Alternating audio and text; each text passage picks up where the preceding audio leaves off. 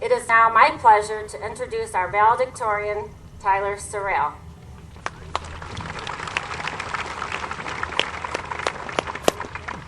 Tyler is the son of Randy and Judy Srail. Tyler will attend Case Western Reserve University, where he will major in biomedical engineering. Tyler has earned his distinction as valedictorian of the class of 2011 with a 4.7 grade point average.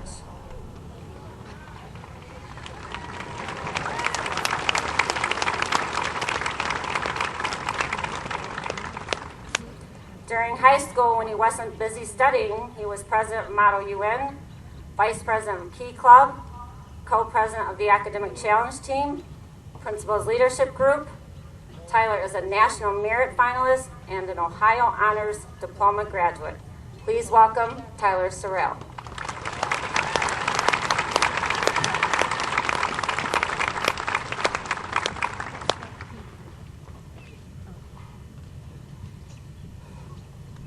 Welcome, friends, family, faculty, graduates, and guests. Today is the day we've all been waiting for, the kickoff graduation party season. It's been a rough couple of months training my cornhole lob, but I'm pretty sure I've perfected it by now. But before all the festivities commence, we've got to get this whole commencement out of the way. Traditionally, the valedictorian is asked to speak about our collective future. Now, my palm reading skills have been a bit off lately, but there are a couple of things I can see clearly. I can say without equivocation that the future is going to be completely different from what you expect, and definitely in a good way. Now, I'm kind of a science nerd, so instead of a trite quote no one will remember in 2 weeks, I'd rather talk about how technology will change our lives in the coming years. So if you're not familiar, the term Moore's Law refers to the observed phenomenon of the doubling in the intelligence of computers every 2 years. And Moore's Law is held for more than half a century. What is also true is that the human brain is terrible at imagining the exponential trends like this, or even the size of very large numbers. Picture all of the stars in the night sky. Well, not our night sky, but a night sky in the middle of nowhere. If you wanted to count all these stars, and you could count one, say, every 30 seconds, how long would that take? Decades? Lifetimes? Actually, it'd only take about 2 years. Why is this important?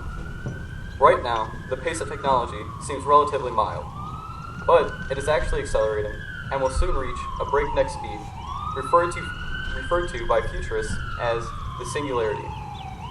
In about 10 or 15 years, you will be able to buy a computer that has the same intelligence as the human brain for $1,000. It'll be like Watson, but with everything we do. But the trend continues, and soon our computers are smarter than we are and can design themselves. Eventually, each computer is more intelligent than all of humanity combined. Meanwhile, computers are also halving in size until they can be integrated into our bodies. Think of all of our diseases being cured by a souped-up immune system capable of spotting and destroying cancer cells, repairing failing organs, and rebuilding us over and over. At this point, the only barrier to living forever is being so-called car crash proof.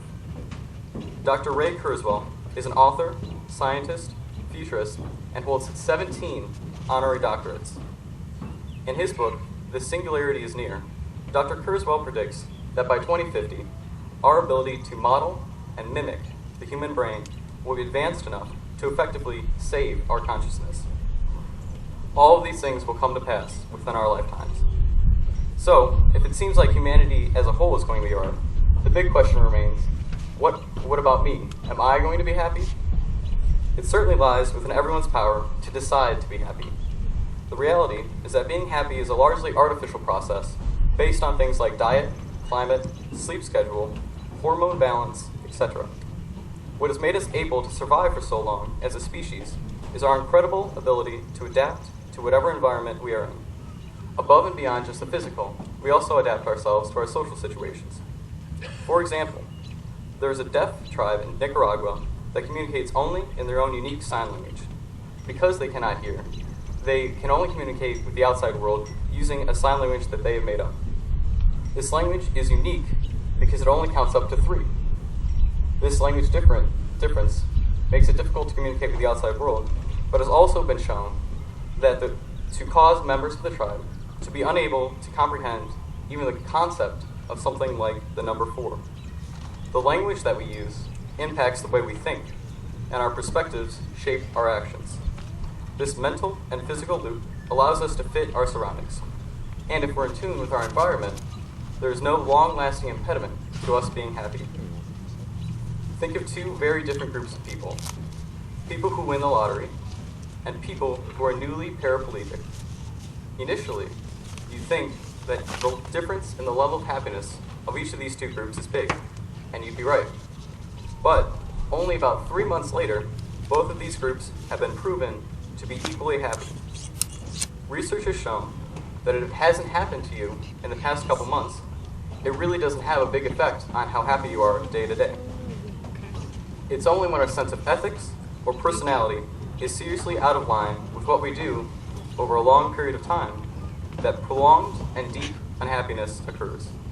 Whatever we go on to do, we must always make sure that we're ethically okay with it, and after that, everything is easy. On a more personal note, I'd like to take a moment to thank my parents for helping me make it to this podium. They were always there to make sure I did what was needed to be done, encouraging, supporting me, and helpfully reminding me. To all of my classmates, it's been a fantastic couple of years, and best of luck to all of you.